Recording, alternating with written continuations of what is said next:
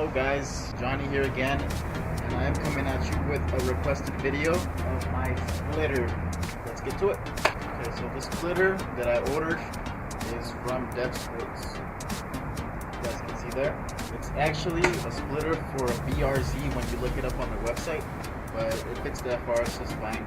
The only thing is that these two holes that are pre-drilled are useless because the TheFRS bumper doesn't have a midsection that's that far up as the BRZ, but it works just perfectly fine. Another thing that it says when you're ordering it is if you want splitter rods or support rods. I was just getting them. I ordered mine without the splitter rods and then had to order them later on. These ones right here that you guys can see are still attached from Fully Torqued Racing. You can see they're already on there because I had it on the car, but I had to remove it to install the wrap, or else it would have been in the way. I'm going to give you guys a quick preview of how to install it.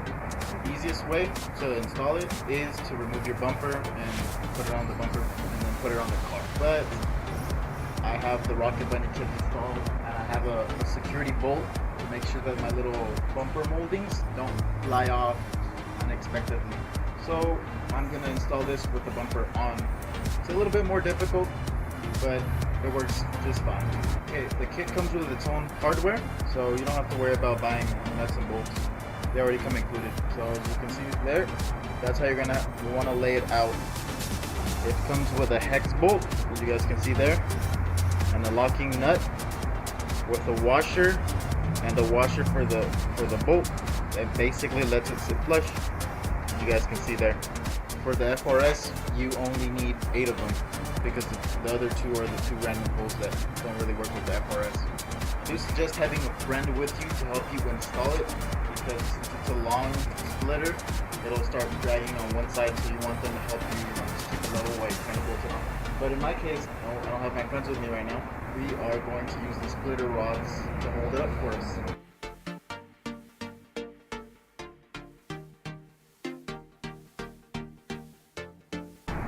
The cool thing about the splitter, it already comes pre-drilled and it actually fits perfect. If you're gonna install splitter rods, pre-drill the holes on your splitter and bolt up the splitter rods on there. You don't want to tighten them because you're gonna have to twist them a little bit to kind of figure out where you want them. And then in my case, what I did is I bolted them up straight to the drill. I've seen other people bolt it to their bumpers, but I didn't really want to drill a hole in my bumper, and the drill was the easiest place.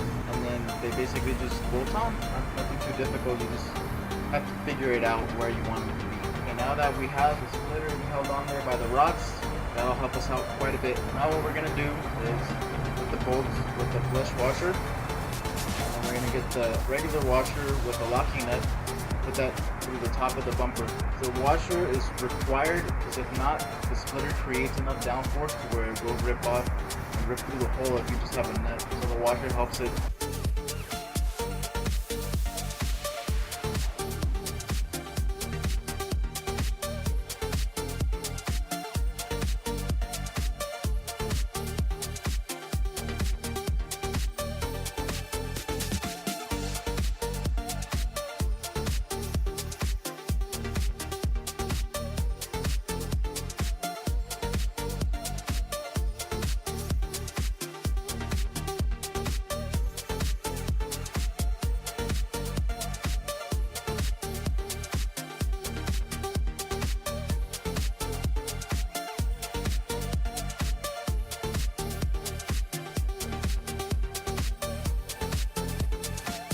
Now that I have all the bolts on there, they're still loose throughout the time. These are the bolts that it already had that aren't useful for the FRS, but for the BRZ they are, because the splitter was made for the BRZ. The bumper already has a hole, so you don't have to pre-drill and then line it up, and then you can just bolt it right on. Let's go ahead and do that.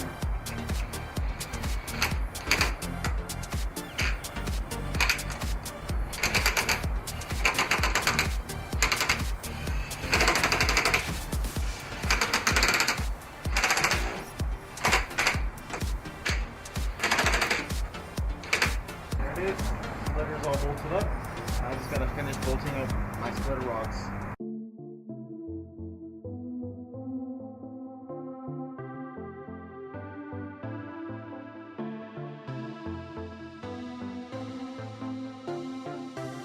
Here we go. splitter is on. The FRS underbody is completely aerodynamic. So what the splitter basically does is it creates downforce in the front, sort of like how a wing would. And that's why the splitter rods are required, going at about 65 miles an hour. So they'll start generating downforce, and the splitter will actually start to cool down. So that happened to me before I put the splitter rods on, and it actually scratched a little bit of the tip. Splitter support rod there to help it stay straight and cut through the air. Also wanted to go with a splitter instead of a lip, because of the fact of how the FRS is low. When you lower it, the lip just adds like another 2 inches down, and you're going to be ripping it off pretty often. So the splitter is actually more sturdy, a lot stronger. I tapped it into a parking spot bump stop, and nothing happened to it. It actually flexes in a little bit too low, and it rubs a little bit. The bolts will actually catch first, and it won't damage the splitter. It will actually flex up a little bit, just enough so it doesn't cause any damage to your front.